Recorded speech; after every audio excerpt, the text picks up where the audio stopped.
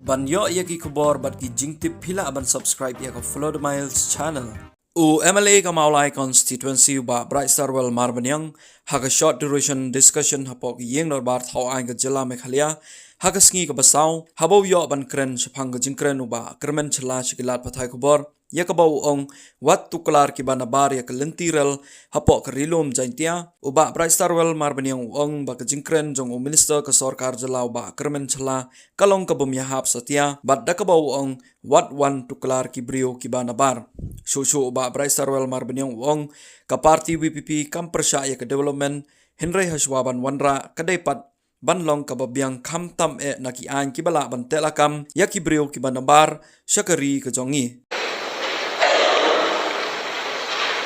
Thank you, Deputy Speaker, sir,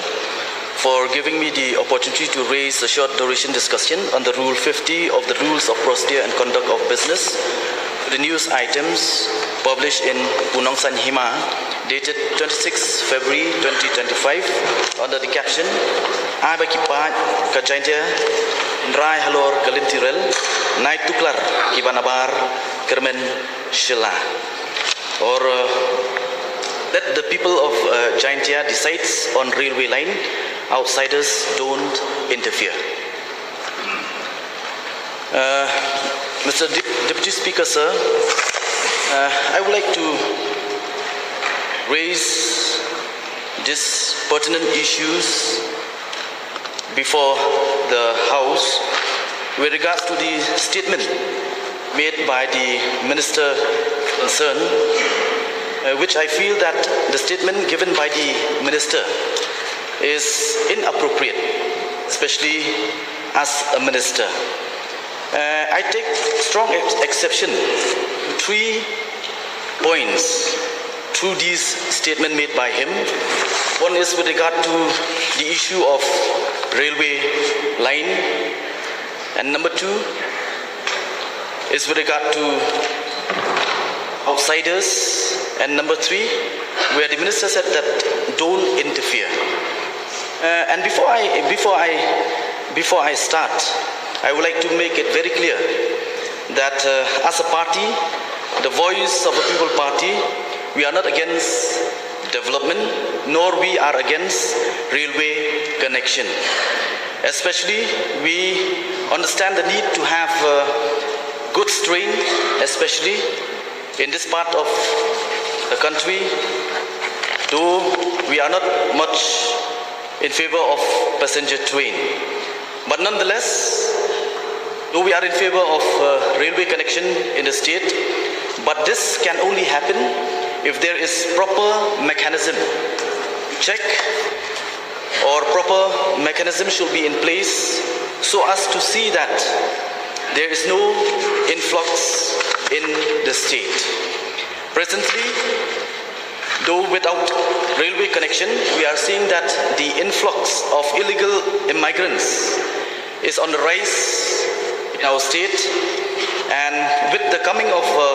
railway line, this will only compound the problem that is there in our state. So I would like to make it very clear that we are not against railway connection, but provided that proper mechanism is in place so as to see to it and to check the influx of illegal immigrants within our state. Like, for example, people do raise this issue that almost all states in India have been connected by train, and even the state of Meghalaya in the Garo Hills, certain portion has been connected by railway lines. But as far as the Khas Hills and Jaintia Hills is concerned, the people are still skeptical as far as the railway connection is concerned. And we still stand by it that until and unless there is proper mechanism, like for example in the other tribal states in northeastern part of India, like for example in Mizoram, Nagaland, they do have certain mechanism to check the influx, especially of illegal immigrants by way of inner line permit. And I do request the government that before we think of implementing or bringing railway connection in our state, we should first bring the inner line permit within our state. And I would also like to take a strong exception to the statement made by the minister, where he said that outsiders don't interfere. I don't know what does he mean by the word outsider, whereas I'm concerned. I always use this phrase, Kendiam upnar, uboy uwar, maram lingam, udi upat khasi bayar. This means that as a Khasi, we are one community, united, and through the statement made by the Honorable Minister, I find that he was trying to bring what is known as divisive politics among the Khasis, which I strongly condemn the statement made by the Honorable Minister. Yes, before we talk about development, let me remind this august house, especially in today's world, when we talk about development, it is often talk in terms of sustainable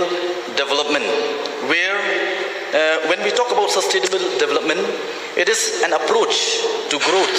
and human development that aims to meet the needs of the present without compromising the ability of future generation to meet their own needs. This is with regards to sustainable development. And in the same way, I would like to state that, yes, as a state and as a community, we do need development, but not at the expense of our existence and the identity of our community. And without proper mechanism, it might lead to the change of demography in our state. And before I would like to wind up, I would like to state that yes, we do need inflow of tourism, inflow of goods and services in our state, but we don't need influx, especially of illegal immigrants. So with these few words, I would like to resume my seat.